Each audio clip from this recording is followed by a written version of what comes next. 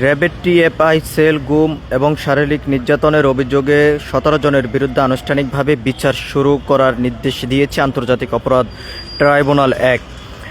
আজ মঙ্গলবার ট্রাইব্যুনালের চেয়ারম্যান বিচারপতি মোহাম্মদ গোলাম মজুমদারের নেতৃত্বে গঠিত ট্রাইব্যুনাল আসামিদের বিরুদ্ধে অভিযোগ গঠন করে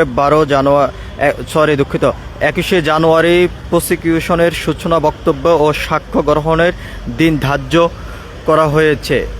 এর আগেই সকাল ১০টার পর ঢাকায় সেনানিবাসের বিশেষ কারাগার থেকেই ১০ জন সেনা কর্মকর্তাকে ট্রাইব্যুনালে হাজির করা হয়। নিরাপত্তা ব্যবস্থা করা ছিল। হাজির করার কর্মকর্তাদের মধ্যে ছিলেন র্যাবের সাবেক অতিরিক্ত মহাপরিচালক ব্রিগেডিয়ার জেনারেল মোহাম্মদ জাহাঙ্গীর আলম,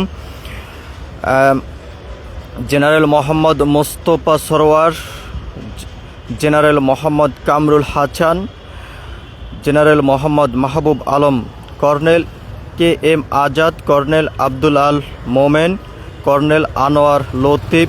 অবসরপ্রাপ্ত প্রস্তুতমূলক ছুটিতে র্যাবের গোয়েন্দা শাখার সাবেক পরিচালক colonel Mohammad Mashiur Rahman, lieutenant colonel Saiful Islam Sumon এবং লেফটেন্যান্ট কর্নেল মোহাম্মদ সারওয়ার বিন কাশেম।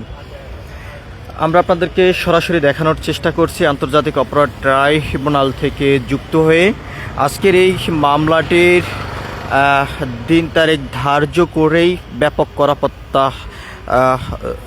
নিরাপত্তার জোরদার করা হয়েছে। এদিকে পুলিশের পাশাপাশি বিজিবি র্যাব সদস্যদের উপস্থিতি আমরা এখানে দেখতে পাচ্ছি। আমরা আপনাদেরকে জানিয়ে রাখতে চাই, মামলার অভিযোগ গঠনের দিন প্রথমে নির্ধারিত ছিল ২১শে ডিসেম্বর, তবে ৩ জন আসামি তোপায়েল, কামরুল ও মশিউর জুয়েলের পক্ষে শুনানির আবেদন করে জ্যেষ্ঠ আইনজীবী মনসুরুল হক চৌধুরী। পরে ট্রাইব্যুনাল দুদিন পিছিয়ে আজকের দিন ঠিক করেন। চিফ প্রসিকিউশনের মোহাম্মদ তাজুল ইসলামের পক্ষে আবেদনের বিরুদ্ধে আপত্তি জানান।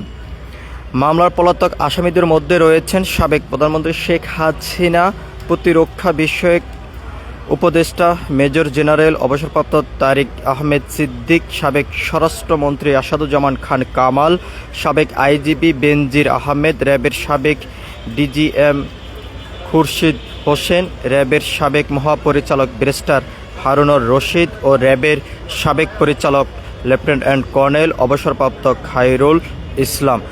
শুনানিতেই বিভিন্ন আসামি আলাদা আলাদা যুক্তি উপস্থাপন করে অব্যাহত চেয়েছে। এদিকে prosecution Gazi M S Tamim দাবি করেন, আসামিদের বিরুদ্ধে অভিযোগ গঠন করে বিচার শুরুর মাধ্যমে মামলাটি এগিয়ে নেওয়া উচিত। মামলার প্রসিকিউশনের তথ্য অনুযায়ী ৩ ডিসেম্বর অভিযোগ গঠনের উপর শুনানি শেষ হওয়ার পর টিএফআই সেলের পরিস্থিতি তুলে ধরে দীর্ঘ ১৬ বছর পর নতুন এক বাংলাদেশ উদ্দিত হওয়ার মন্তব্য করা হয়।